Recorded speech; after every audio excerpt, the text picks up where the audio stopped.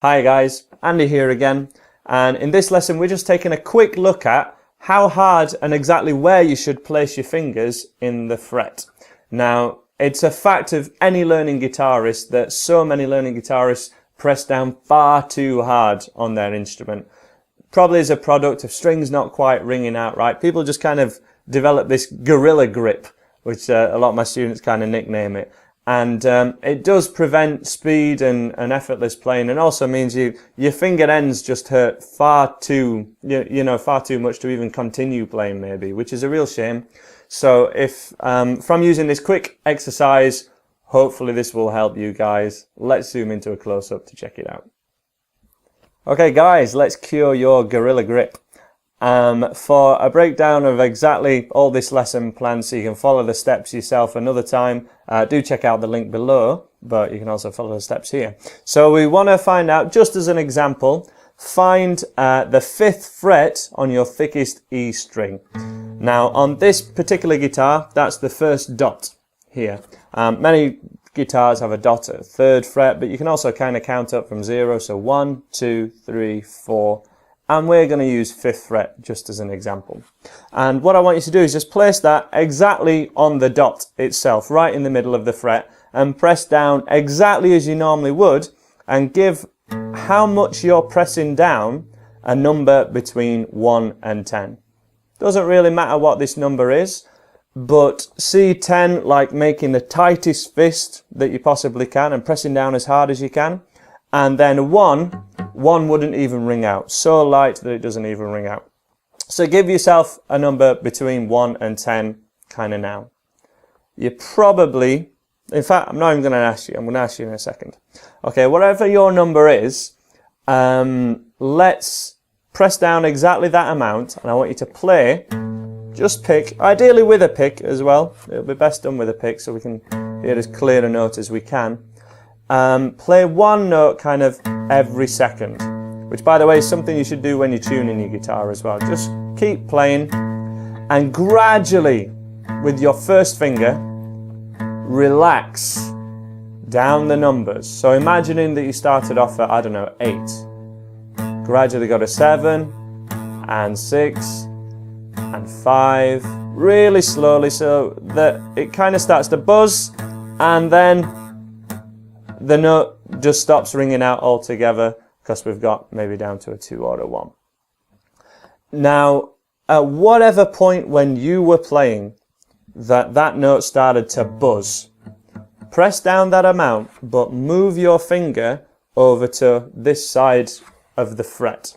So we want to be at your side of the fret, basically, between where the dot is and the fret itself, we want to be exactly here.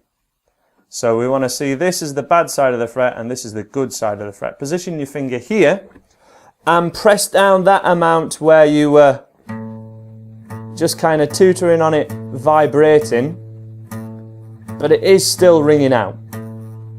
Don't press on any more than just that little bit of buzzing, but still sounding pretty good. If you can just get rid of that buzzing, but again, if you're pressing down any harder than you need to, please don't. And then think of what number that is compared to where you started. Remember, that note's ringing out exactly the same. At an estimate, if you started off at a 6, you might have been able to get that down. That might be a 3 or a 4 now. That's what my students tend to say. And then we're going to move our first finger over to the bad side of the fret, over to this side. So let's press down that same amount, 3 or a 4, and see what happens. And give it a go now, and we should get kind of this sound, just a thud, right? 3 or a 4, it's not ringing out. You have to press down kind of substantially harder, okay? Maybe even like approaching 6 or a 7 to press down, which is maybe how much you were pressing down at the start. So if we're positioning your finger at this side of the fret, at the good side, this side, your side of the dot, you can press down substantially less, and that's going to really help you for any of your chord shapes or any single notes that you ever play on guitar. If you're, say you're taking the way that I teach an A chord, right, like this. A lot of times this first finger just doesn't ring out, okay? This one can't help but buzz. That one finger has to press down a little bit more than the others, but don't press down any harder with the other fingers while you're doing this.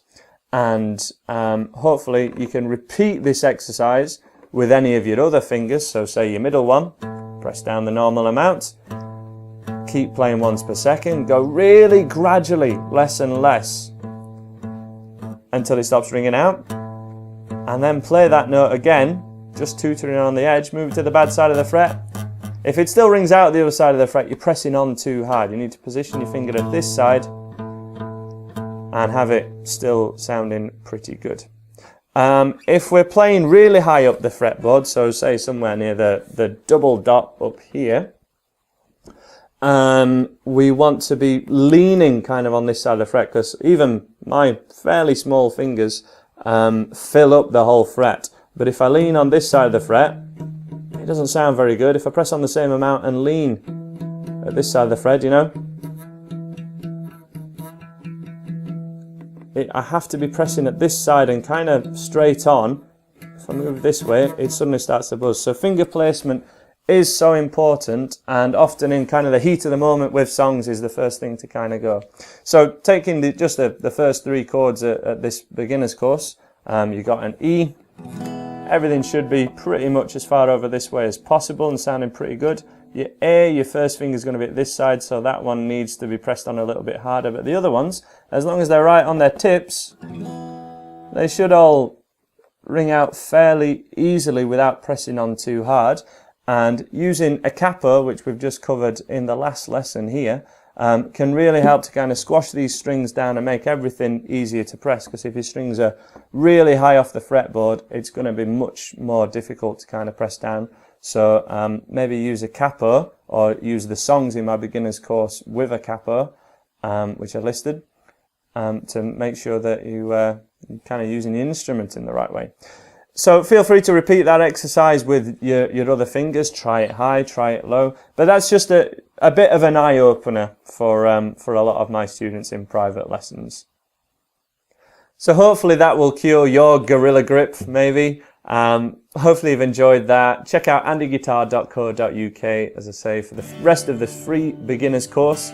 And subscribe if you like what I do. And I'm sure I'll see you again. Bye for now.